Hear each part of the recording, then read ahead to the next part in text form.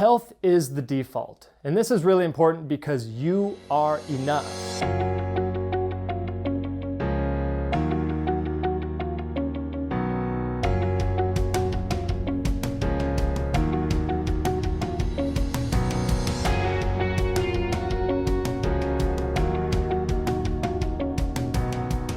Hello everybody, welcome to another episode of Dr. K's Sunday Special. I want you to first imagine the perfect version of you. Pick a point in time, maybe 1 year from now, when you just have everything figured out. You're as healthy as you can possibly be, you have amazing relationships, and ultimately you just feel at ease and in control of your life. And what I'm about to show you is what I'm calling the perfect day, and it's the way that I feel if we add in a little bit of structure and a little bit of routine into our day-to-day lives, it can make a big difference on reducing the overall workflow stress that happens in our day-to-day lives, making things a little bit more calm, but also adding some structure so that you can become more productive and ultimately get more things done throughout the day without sacrificing your health. And so I want to show you 3 main things that constitute the perfect day. And the first one is simple. It's got to be a simple design. It's got to be something very easily implemented on a day-to-day basis. And the simple design that I'm recommending is a 3-pronged approach, just like your favorite movie. It has a beginning, it has a middle, and it has an end. I think you'd be shocked to find out that most people go through life waking up every single day in the middle. They have no ease into their day. They have no morning routine set in place that allows them to wake up, to prioritize their health, to make sure that they get into the day in a nice, easy flow before diving into the body of the day, the middle of the day. And then at the end of the day, having an evening routine, that's the 3rd prong, having an evening routine that allows you to do essentially the reverse of the beginning of the day.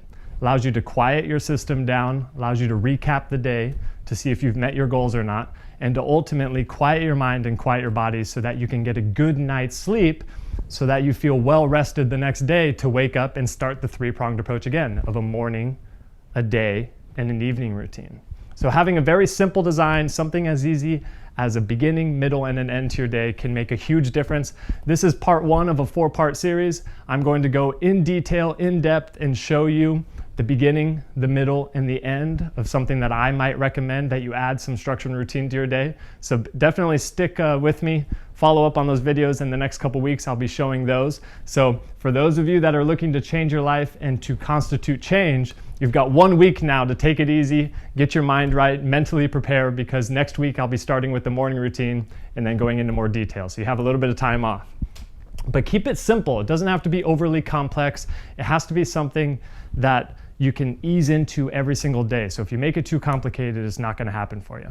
Number 2 of what constitutes the perfect day is consistency. So many of us think that Saturday is inherently different than a Tuesday.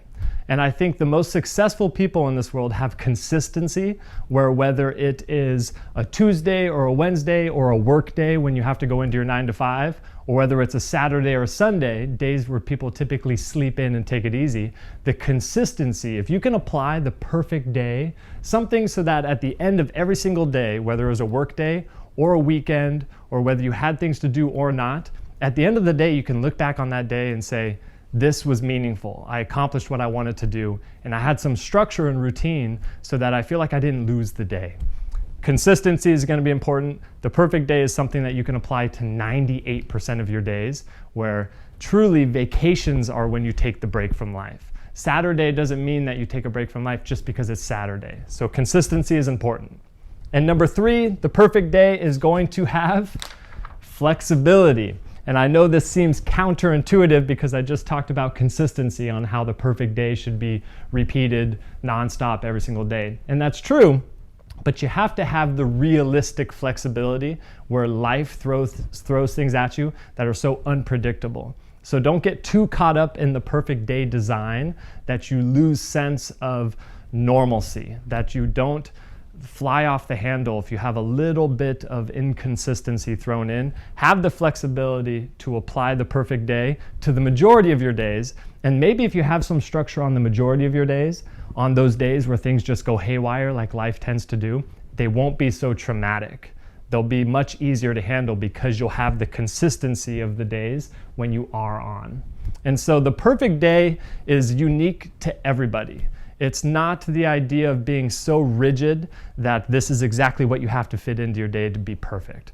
The perfect day is more of an idea. It's more of a mindset of having some structure and some routine to your day-to-day life, so that no matter what the day throws at you, whether it's a 9-to-5 job or whether you have to wake up and go to your kids' soccer games on Saturdays, whatever the case is, you have some structure and some routine where when you stack together 365 of these days, the perfect day multiplies into the perfect life. And ultimately, if you start to put in a simple, consistent, and flexible design into your day, no doubt in my mind that either next week or next month, certainly in the next year, you will be one step closer to the more perfect you that you imagined at the beginning of the video.